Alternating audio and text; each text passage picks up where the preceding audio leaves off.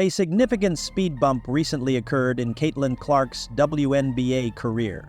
Despite dominating collegiate basketball, the rookie phenom was unable to prevent her team from losing in the first round of the playoffs. The problem is that this setback could be the secret to releasing Clark's full potential. Are you curious as to why? Let's examine her amazing time in college. At Iowa, Clark was making headlines everywhere, scoring goals whenever he wanted and shattering records. From day one, everyone anticipated that she would dominate the WNBA. The pressure was even more intense, and the hype was genuine. Now picture yourself playing your first professional game as Caitlin Clark. The entire world was watching, anticipating that Caitlin Clark would make the Indiana Fever champions right away. Isn't it a lot to manage? Even more bizarre, though, were the unforeseen difficulties she encountered throughout her rookie campaign. What was her reaction to being a WNBA rookie after being a college star? You'll be shocked by what transpired next. You recall all the college records that Clark destroyed? She broke even more in the WNBA. The worst part, though, was that her team was losing badly. While her team was having trouble finding their groove, how did Clark on her own? For many, Caitlin Clark's journey to the WNBA wasn't a dream come true. After dominating college courts, the Indiana Fever faced the most formidable competition in women's basketball, and their 1-18 start to the season was a severe reality check. It's similar to swimming with sharks after being the large fish in a little pond. The interesting part, though, is that despite the Fever's early setbacks, Clark was putting up numbers that would have made any rookie envious. She destroyed records, not just broke them. She broke the previous WNBA record with 337 assists in one season. Furthermore, she contributed to 12,000 points, either as a scorer or an assister, which set a new league record. How is she managing all of this while her team is losing, you ask? The million-dollar question is that. With games against title contenders like the New York Liberty and Connecticut Sun, Clark had a challenging schedule. To be asked to swim like Michael Phelps on your first attempt is like being thrown into the deep end. However, Clark never backs down from a task. She continued to lead, to learn, and to push. Something snapped for the Fever after the Olympic break. They began to play with greater cohesion, speed, and intelligence. It was like seeing a totally new squad when opponents suddenly found it impossible to keep up with their speed. A major factor in this reversal was Clark's leadership. She was motivating her teammates in addition to achieving outstanding figures. According to her, nobody ever quit. Who better to lead an organization with these qualities than the husbandman of a great organization, including near relatives and members of the Clark's greatest leadership? 5. We kept working and came in here every day. We simply weren't performing and weren't in agreement. That's the mindset that makes losers become winners, and they succeeded in doing so. The Fever secured their first postseason trip since 2016, after previously being the league's punching bag. Yes, Clark's rookie season helped break a 6-year postseason drought. Talk about having an effect. However, we must not overlook the individual honors.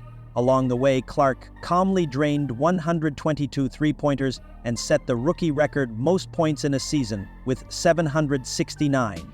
She seems to have intensified her college-era hot streak along with it. Clark had an incredible rate, but things truly took a turn for the worse during the playoffs. 6. Imagine being unable to sink a three after setting league records. How did the rookie sensation respond to the pressure of the postseason for the first time? It was like David versus Goliath during the Indiana Fever's playoff series against the Connecticut Sun. The Fever only had 19 postseason games under their belt, compared to the Sun's incredible 222. Describe a mismatch. Clark was hit hard by the first game. Those breathtaking shows we were accustomed to? Not a trace. Clark shot a chilly 4 for 17 from the field and only managed 11 points. And her trademark three-pointer? She only performed 2 out of 13 attempts, which was like witnessing a magician's trick go wrong. This is where things get crazy. 7. Clark had a black eye during the game, in addition to having trouble with her shot. Talk about making matters worse. The strain on her shoulders was almost palpable. It was like witnessing a basketball superstar suddenly lose her skills. Perhaps you're wondering if Caitlin Clark's charm is over. Dr. Respic's geophysics trained observer, Kate Wilkes, tells people stories told to build trust, and hope. Not so quick. When Game 2 arrived, it seemed as though Clark had flipped a switch. She made a significant comeback, throwing out 9 assists and scoring 25 points. It seemed as though a different player was being observed. Clark demonstrated to everyone her ability to take a punch, both literally and figuratively, and bounce back. Clark really demonstrated her abilities in the series' last game. With an incredible 45 points, she broke the record for the most points scored or assisted on by a rookie in a postseason game. It was similar to witnessing a live highlight reel. In an effort to keep her squad in the battle, Clark was everywhere. The worst part is that the Fever lost the series because they were unable to pull off the upset despite Clark's valiant efforts. But Clark achieved much more than a victory.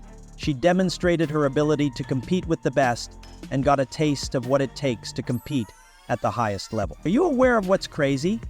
Clark didn't pout or offer an explanation after that difficult Game 1. Instead, she took charge and gave her team a strong message: we can win. Neither the gym nor the building are important. With this squad, I have complete faith in them. Good players become great ones under that type of leadership. Slowly, the squad became the best in the country, and players felt inspired to achieve greatness. The fun part is I feel like I'm just scratching the surface, and I'm one that's nitpicking every single thing I do, Clark said, indicating that he was already planning for the future even after the series concluded. That's how a potential champion thinks. Being good isn't enough for her. The best, even though Clark didn't win in the playoffs, guess what? She is already altering the game in unexpected ways. Her influence on the WNBA extends far beyond the numbers. She's a magical ability that makes everything she does into basketball gold. Take a look at the Fever's home games.